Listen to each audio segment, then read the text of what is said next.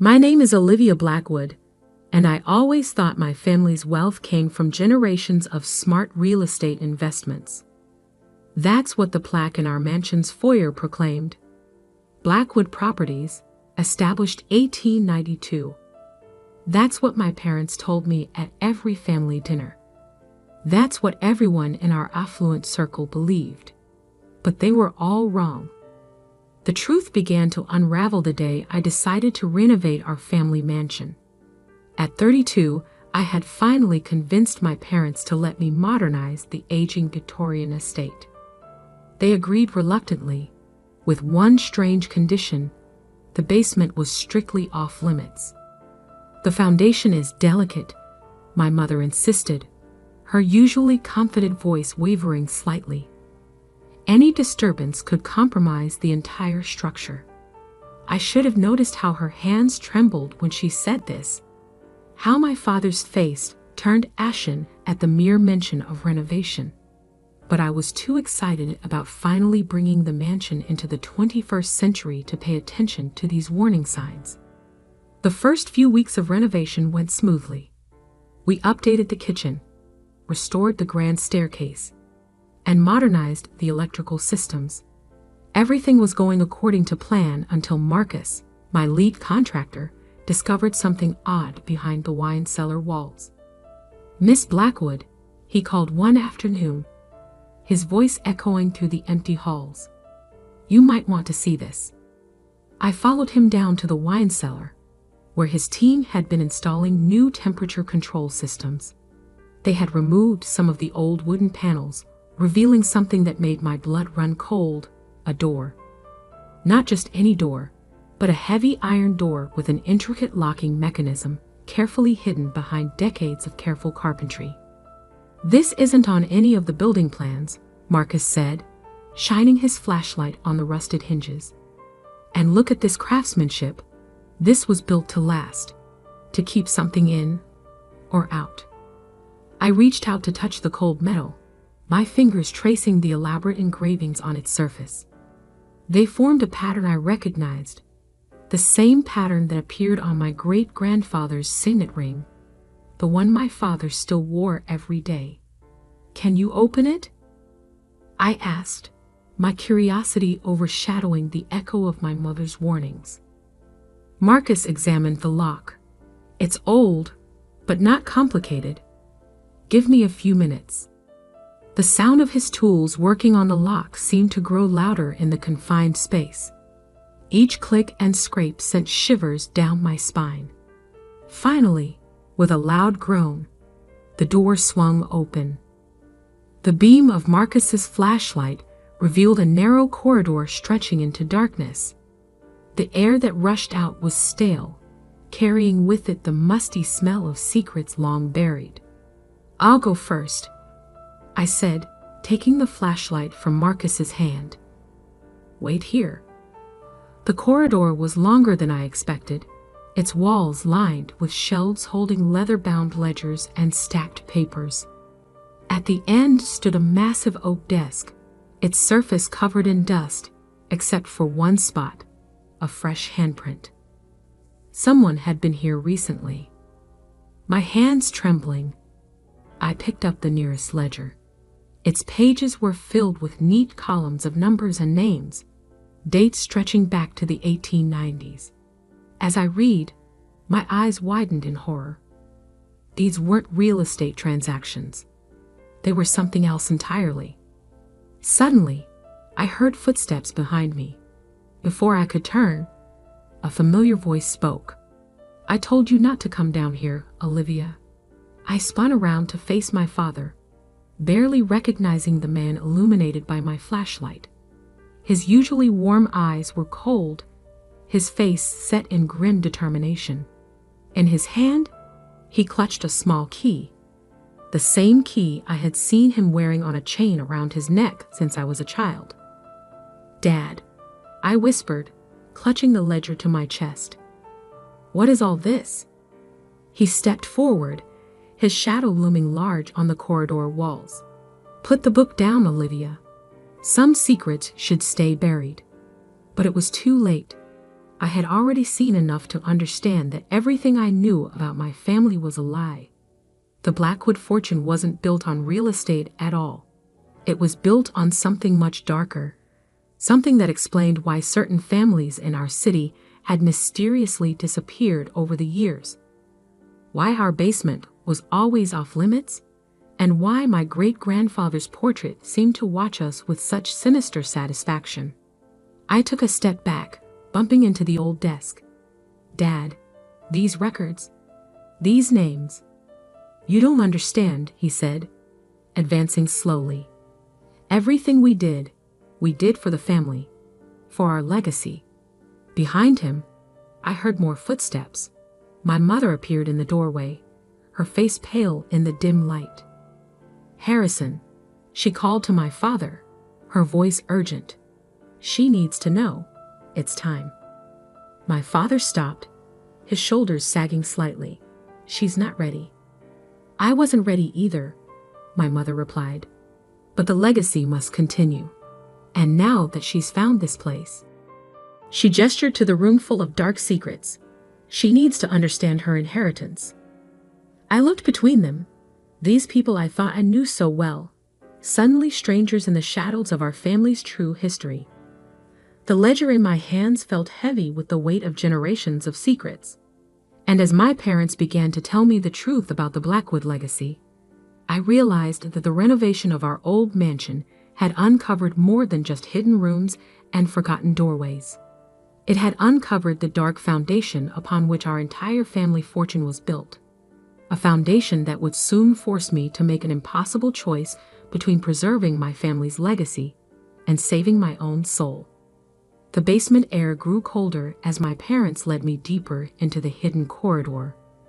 My father's signet ring gleamed in the flashlight beam as he pulled out another leather-bound book from the shelves. "The Blackwood legacy began in 1892, he started, his voice taking on a tone I'd never heard before.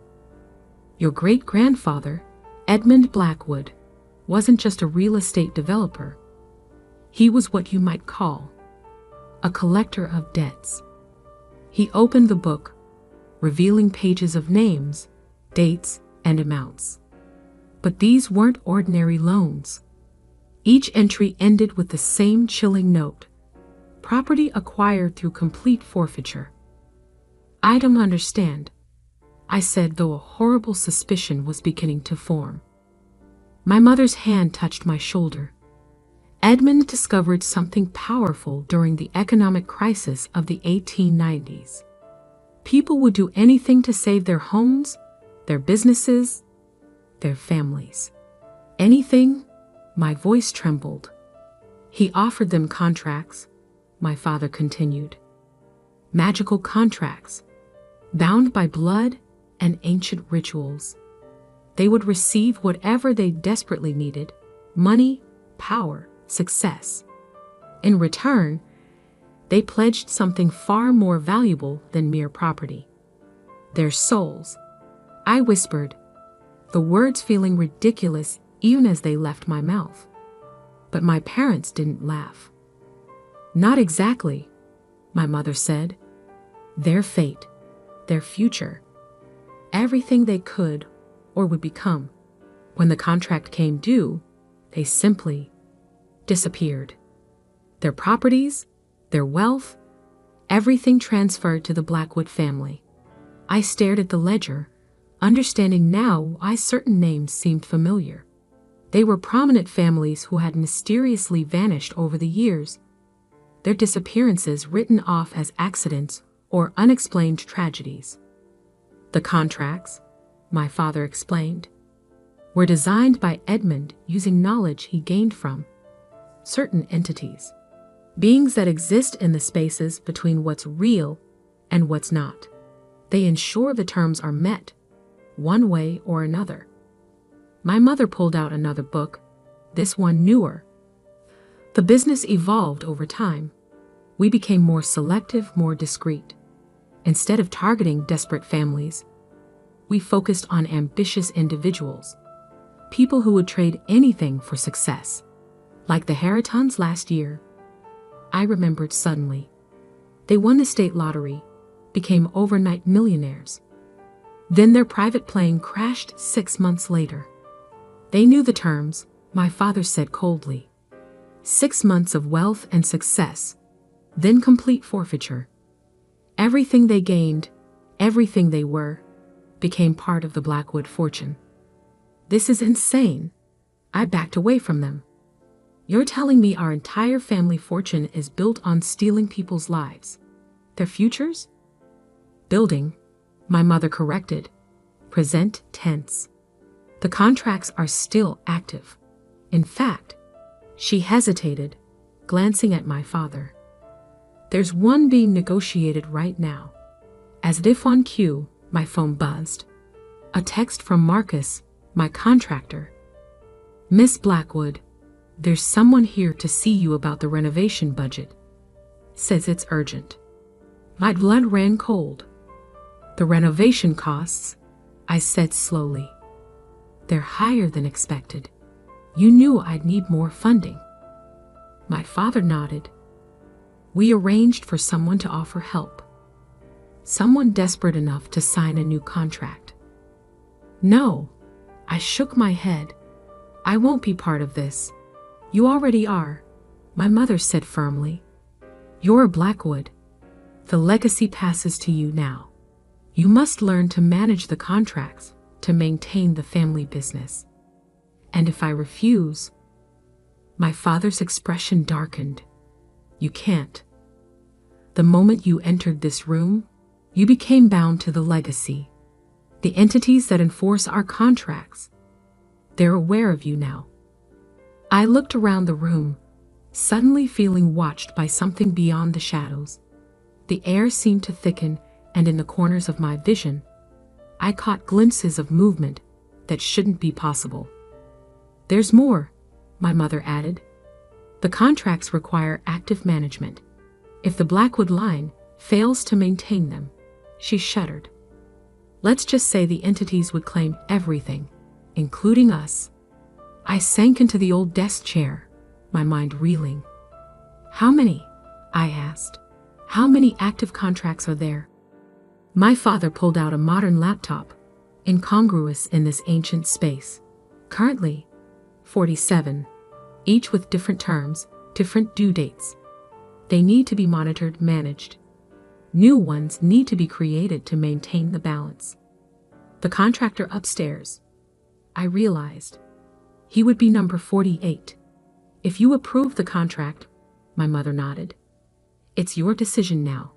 Your first test as the new keeper of the Blackwood legacy. My phone buzzed again. Marcus, Miss Blackwood? He's getting impatient. I stared at the message, understanding now that I stood at a crossroads. I could run, try to escape this dark inheritance, but my parents' warnings about the consequences rang in my ears. Or I could embrace it, become what generations of Blackwoods had been, collectors of fates, dealers in futures. Standing up, I straightened my jacket and took a deep breath. I need to see all the contracts, every detail. If I'm going to be responsible for this, I need to understand everything. My parents exchanged relieved looks. Of course, my father said, moving toward a modern filing cabinet hidden in the shadows. But first, you need to deal with the situation upstairs. I walked toward the door, then paused. Just tell me one thing. When you paid for my college education, for my first apartment, for everything, whose fate paid for it? The silence that followed was deafening. The Middletons, my mother finally answered. Remember them? The family that owned the bakery downtown. I did remember. They had vanished during my freshman year of college. Their bakery, their home, everything they owned had been mysteriously abandoned overnight. As I climbed the stairs back to the main house, each step felt heavier than the last.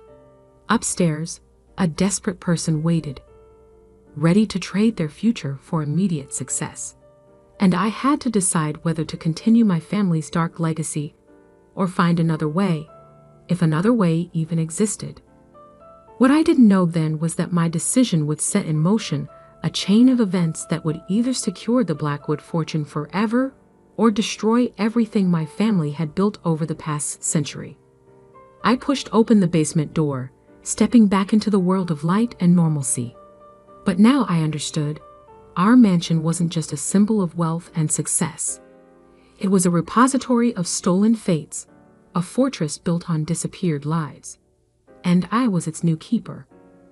Marcus waited in the grand foyer, standing next to a man I'd never seen before. The stranger wore an ill-fitting suit and clutched a worn briefcase. Samuel Thompson, according to the contract papers my father had slipped into my hand before I came upstairs. Miss Blackwood, Marcus nodded. Mr. Thompson here has an interesting proposition about funding the renovation. I studied Thompson carefully. Middle-aged, desperate eyes, wedding ring.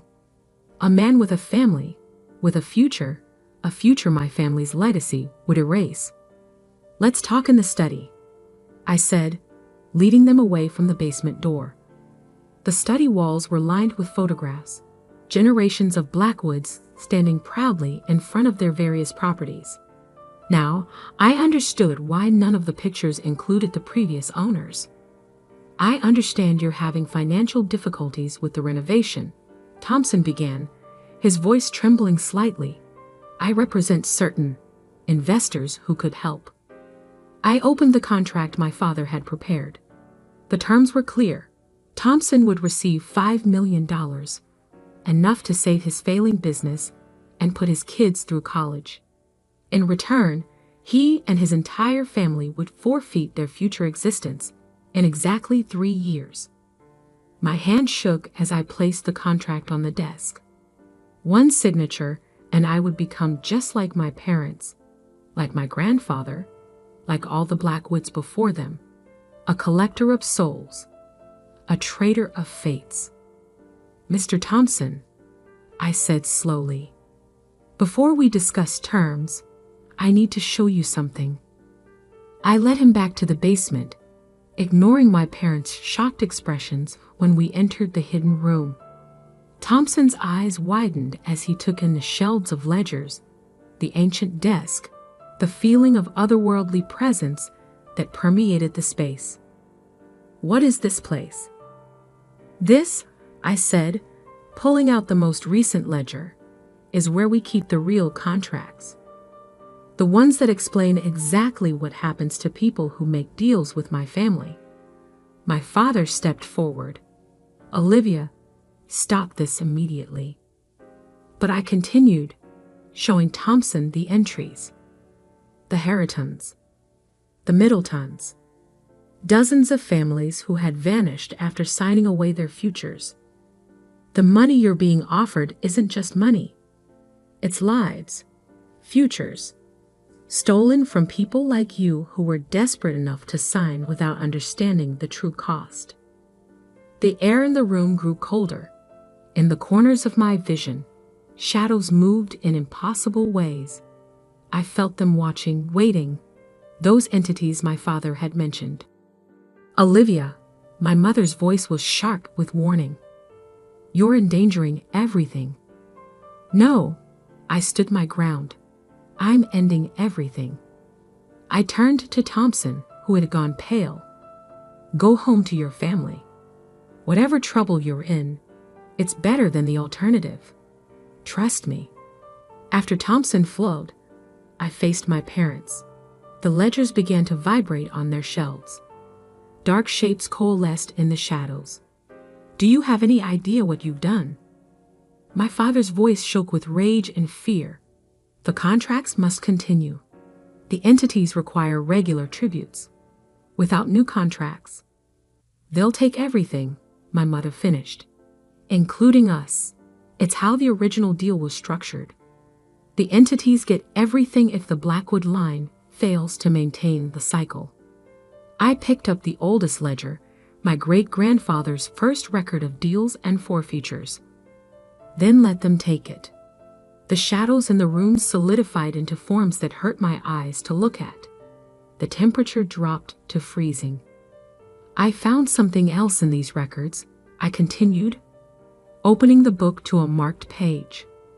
A clause in the original agreement. The entities can be bound and banished if someone of Blackwood blood willingly sacrifices the entire fortune. Everything gained through the contracts, freely given up. My parents lunged forward, but it was too late. I had already begun the words written in the margin of that first ledger, my great-grandfather's contingency plan that no Blackwood had ever been willing to use. The entities swirled around us, their presence becoming more solid with each word I spoke. The fortune my family had accumulated over generations, properties, money, stolen futures, began to dissolve. I felt it leaving. My trust fund, my apartments, everything I owned that had been bought with Blackwood money. More importantly, I felt the contracts breaking. Somewhere, the Harringtons were returning to existence. The Middletons were reclaiming their stolen futures. My parents screamed as their own wealth evaporated. The mansion itself began to fade, decades of stolen prosperity returning to their rightful owners. When it was over, we stood in an empty basement. No hidden room, no ancient desk, no ledgers full of dark contracts. Just concrete walls and the remnants of what had once been the Blackwood fortune. "What have you done?" my father whispered, looking at his empty hands. His signet ring had vanished with everything else. "I chose a different legacy," I answered. "One we can build ourselves without stealing other people's futures." My mother sank to the floor, her designer clothes replaced by simple garments. "We're nothing now." "No one." "No," I helped her up. "We're finally freed to be something real." Upstairs, Marcus and his renovation crew had vanished.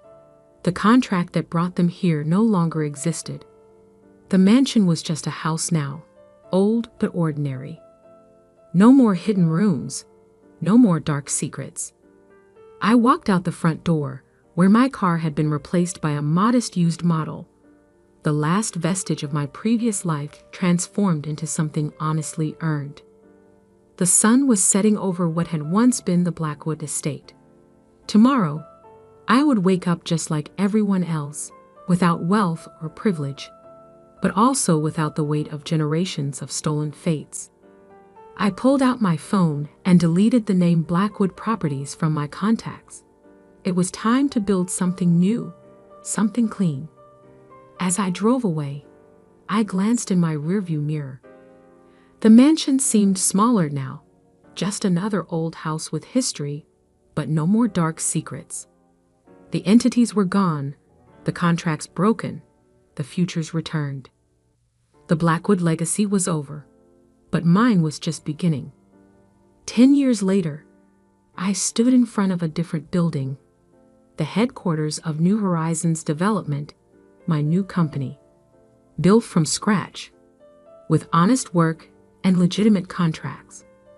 No hidden rooms, no stolen futures. My parents eventually adapted to normal life. My father found work as a real estate agent, dealing in actual properties instead of supernatural contracts. My mother started a small interior design business. We weren't wealthy anymore, but we were real.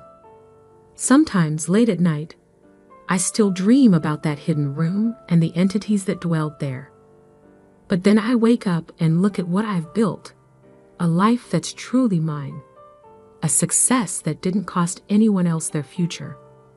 The plaque on my office wall reads, "Founded 2023, a new legacy, started by choice rather than inheritance."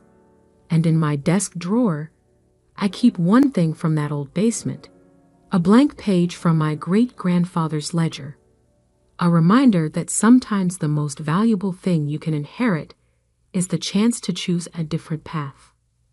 The Blackwood fortune may be gone, but in its place, something better grew, a family that finally learned the true meaning of building a legacy, one that doesn't require stealing someone else's future to secure your own.